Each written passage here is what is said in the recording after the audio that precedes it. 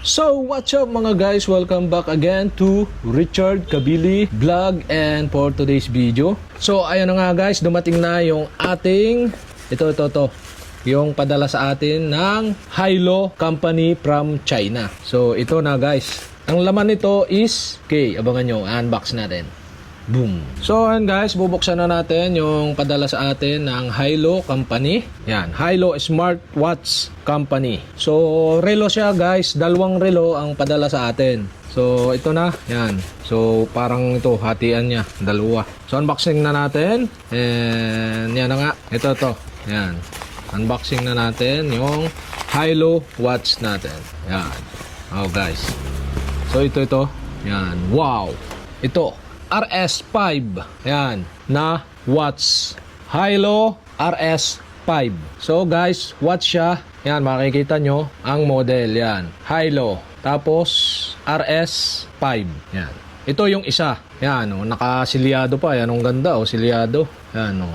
Hindi pa nabubuksan. So, yan, ito yung likod niya. Yan. Tapos ito yung gilid, power and self. Tapos ito may pangalan sa gilid pa.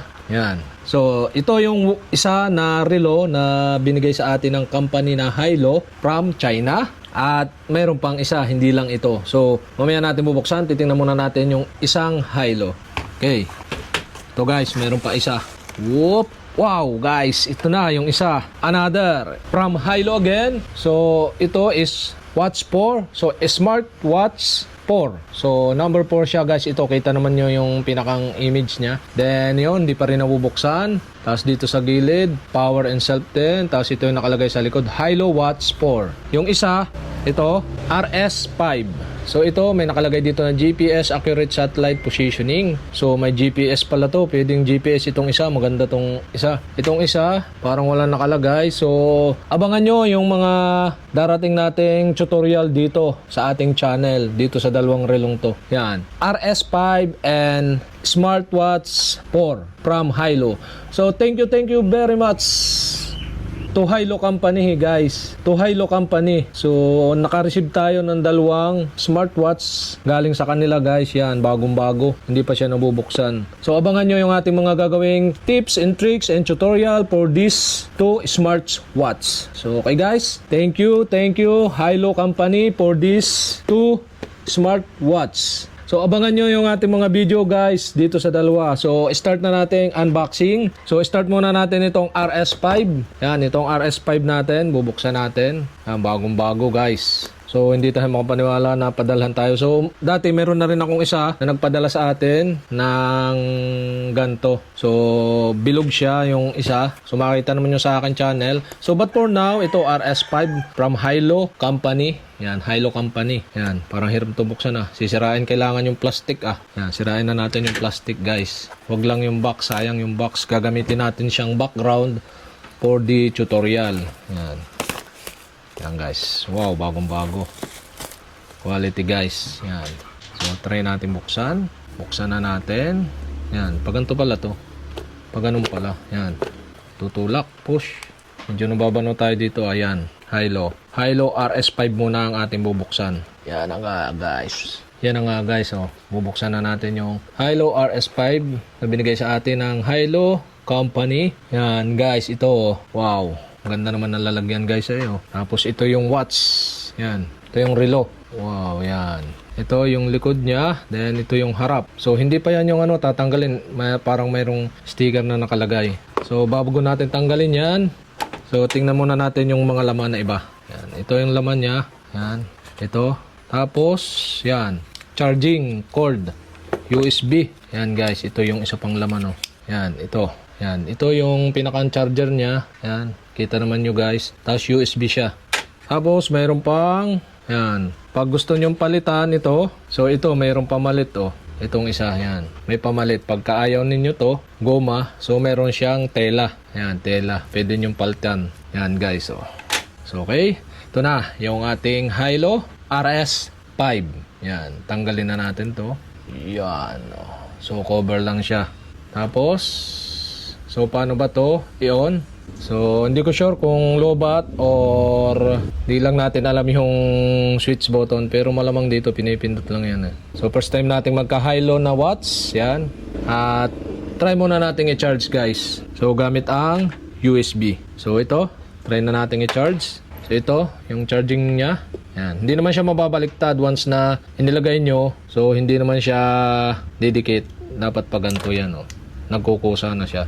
Then try nating i-charge. So ito guys, charge natin dito. Ayan. So tingnan natin kung magcha-charge yan. Yung guys, nag-vibrate yan. Oh, 56%. So ibig sabihin may charge siya guys. 56% yan.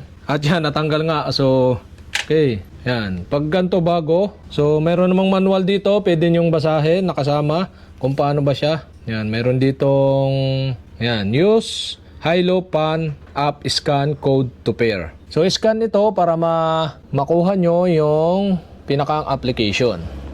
Yan, guys. So, pag-aaralan pa natin to. At sa ngayon, unboxing muna ng relong ito ang ating gagawin. At abangan nyo na lang yung ating mga darating na tutorial about this RS5 and Smartwatch 4. So, sa ngayon, unboxing muna. At yan, abangan nyo na lang pag-connect natin to. At iscan natin para mai-connect natin doon sa high-low pan or app scan code to pair. So, high-low pan na application. So, kukonect natin. So, but for now, unboxing muna. Yan, nakita naman nyo yung ganda ng pagkaka-relo niya guys. So, tapos, ito namang isa. Unboxing na natin itong Smartwatch 4. Yan guys. So, unboxing na rin natin. Try na natin yung plastic. Huwag lang yung kahon. Yan, talagang bagong-bago guys. Yan o. Abangan nyo yung mga tutorial natin gagawin dito. Kung gusto nyo bumili, yan. Makakabili kayo nito sa online. Yan. Smartwatch 4. So, okay? So, ayun nga guys yan. Smartwatch 4. Yan, ang ganda rin na lalagyan, oh. So, tingnan natin yung pinakang laman niya, guys. Yan. Wow. So, kita-kita naman ninyo yung lalagyan yan, guys. Ito yung Smartwatch 4. Yan. Buksan na natin at tingnan natin kung ano yung laman. Yan. Wow. So, may cover din to. Yan. Mamaya natin tatanggalin. So, dito muna yan, guys. At ito yung laman ng box. Yan. Tapos ito. Yan. Itong Smartwatch 4 ay walang kasamang yung pang-wrist sa ating braso. So, wala siya. Yung RS5 meron. Ito, manual. Tapos yung USB na port niya na charger. Yan. Guys. So, at yung manual niya. Yan. This is a manual. So, pwede nyo basahin at kung paano i-connect yung ating relo doon sa mga apps na kailangang i-scan. So, okay. Pero ito na yung unboxing na ating ginawa for this dalawang relo na padala ng Hilo Company sa atin. Yan guys. Thank you very much. Hilo Smartwatch Company. At na-receive ko na yung relo na pinadala nyo. So, ito na guys yung isa. Yan. Tanggalin ko na rin yung cover niya. Yan. At try din nating i-charge. So, kailangan i-charge para magbukas. Sa ngayon, hindi pa siya nagbubukas. So, i-charge din natin. At magbabibrate siya, guys. Once na ma-charge yan, oh, green siya. Green itong isa. Charging 47%. Yan. Once na maklik nyo, yan. So, hello, welcome. Yan, guys. Tapos, yan. Meron ditong language. Yung isa kailangan i-scan at connect sa app. Pero itong smartwatch, so parang hindi na kailangan ng app. Parang direkta na yan. English. Ayun, kailangan pa rin pala i-scan the QR code to pair using this Hilo Pan. Yan. Parehas lang siya guys ng app. Yung Hilo Pan yung application nating i-download. Kung gamit nyo is App Store or iOS, sa App Store kayo. Pero pag gamit nyo Android, so sa Play Store kayo mag-download ng Hilo. Pero pagka gusto nyo namang i-direct dito, scan nyo lang. Yan, scan nyo lang tong QR code. So, madadownload nyo na yung pinakang application na i-connect natin yung cellphone. So, okay guys, yan. Ito na, dumating na. Maraming salamat. Hilo Smartwatch Company for this 2 watts. And wait nyo yung ating gagawing tips and tricks and tutorial for this watch. Okay, thank you. So, ito na guys, yung ating, yan, Hilo na watch. Yan guys, Hilo RS5 and Smartwatch 4. Yan guys, suot na natin. And thank you Hilo Smartwatch Company for this relo. Thank you. And wait the tutorial for this smartwatch. Boom.